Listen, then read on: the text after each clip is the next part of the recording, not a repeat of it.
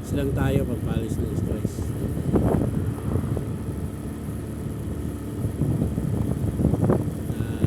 Bago lang po ako nag-YouTube, baka sakali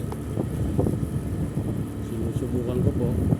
Wala na po kasi akong trabaho. Sana i-follow nyo po ako. Wala na po kasi akong trabaho, malis na po ako.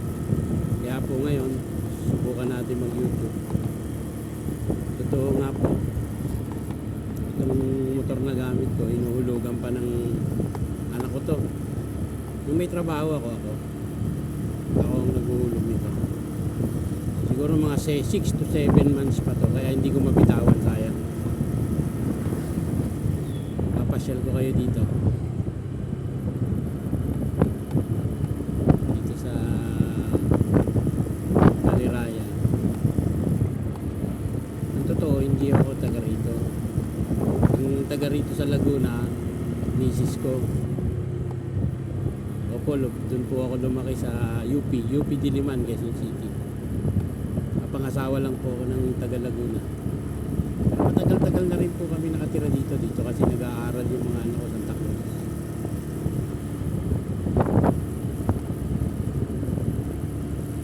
Mamasyal tayo para nakita naman natin yung ganda ng Kaliraya. Ang balita ko nga tagos daw to ng Kabinte. Baka hindi tayo umabot dun kasi malayo masyado yun. Wala tayong panggasolina. Wala pa po akong pera Kaya kung mamarapatin nyo, follow nyo po ako para kahit doon pa paano gumanda-ganda po ng konti yung channel ko.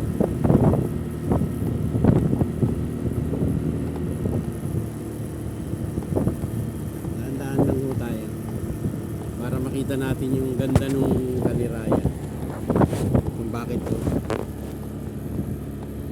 pinapasyalan ng iba. Tingin ko dati itong bundok ginawa lang kalsada.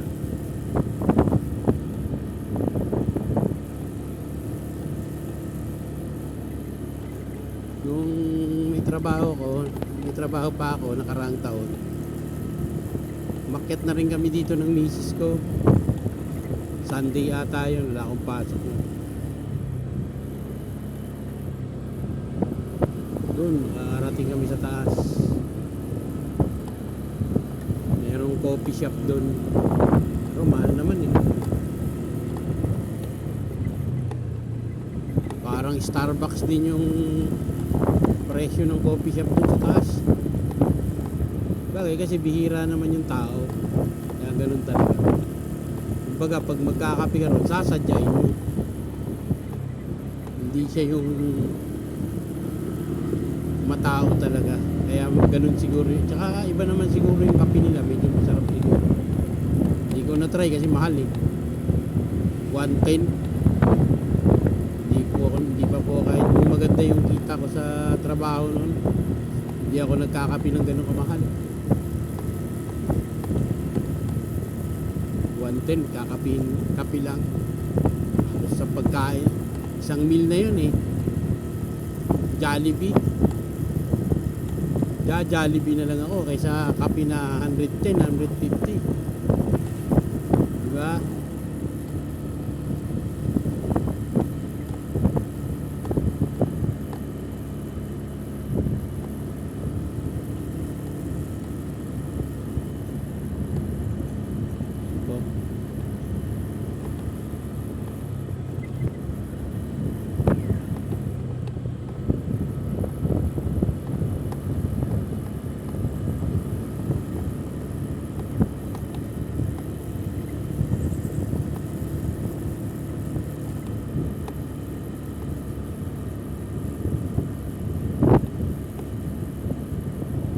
Kaya nasa plastic niya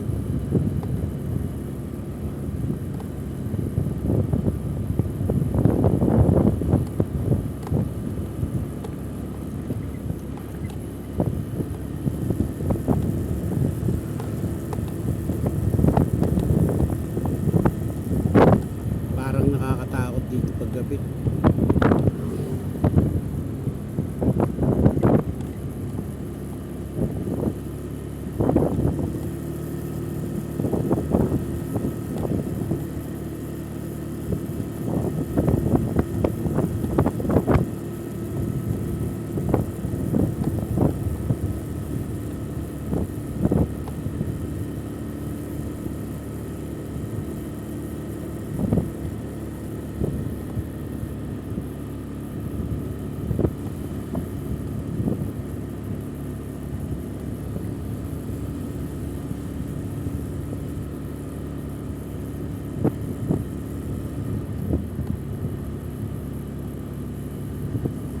Sarap dito, ang lilim.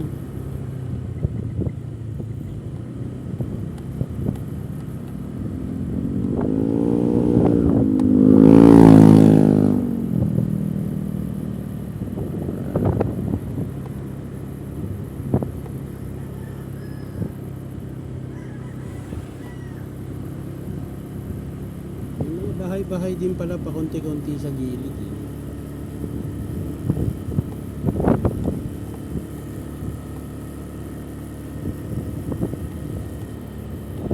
Sarap siguro magkaroon ng lupa rito. Tapos kahit mga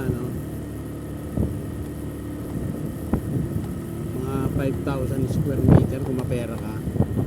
O isang hektarya na kaya. Tapos lalagyan mo ng farm, taniman. Tatanim ka lang naman ng mga prutas, gulay. Ang ganda oh.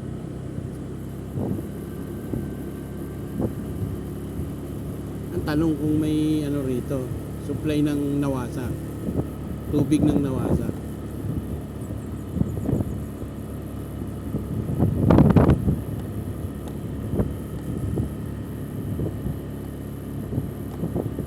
Dito mga ka-rides, ang alam ko yung kuryente rito, ang supply ng kuryente rito hindi siya Meralco.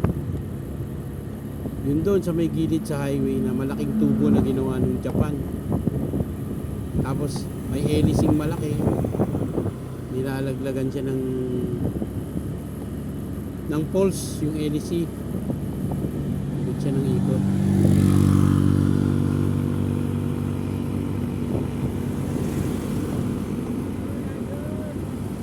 Hoy! Ikot siya ng ikot habang nilalaglagan siya ng pulse. Yun, umiikot, yun yung nagpapatakbo ng kuryente. Galing nga ng Japan eh. Ang laki ng tubo na yun. Mga ka-rides, laki ng tubo. Siguro kung aanuhin mo eh, ang laki niya eh. Itong kalsada na to, pabilog. Ganun siya kalaki. Ganda nung rest house sa taas oh. Punta sana ako dun sa kabilang kalsada, kaya lang baka nakakatakot.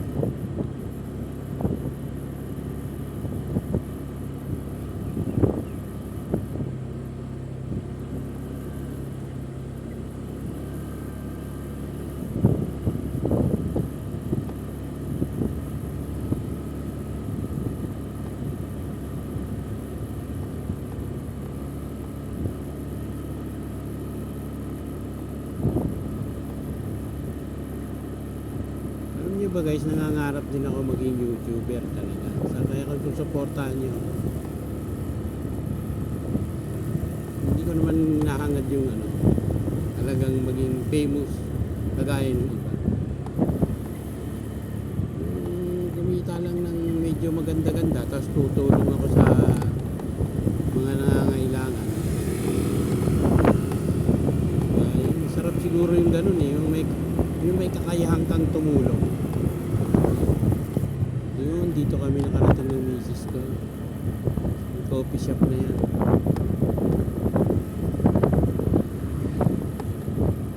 Lampasan pa natin to.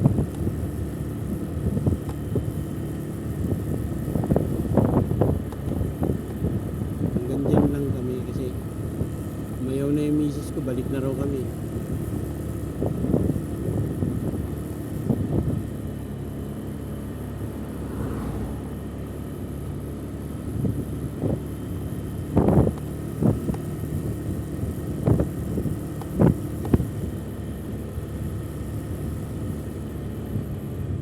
Mag-video tayo ng overlooking guys. Mga ka-rides.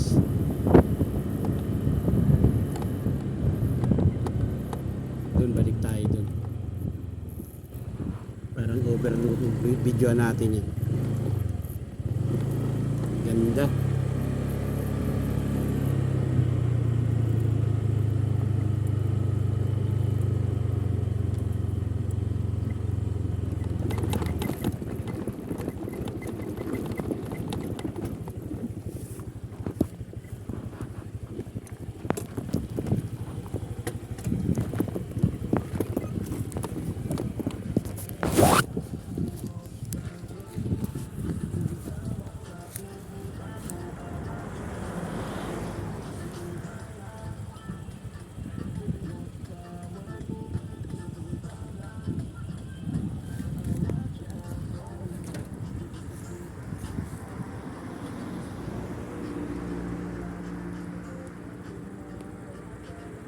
Kita yung baba.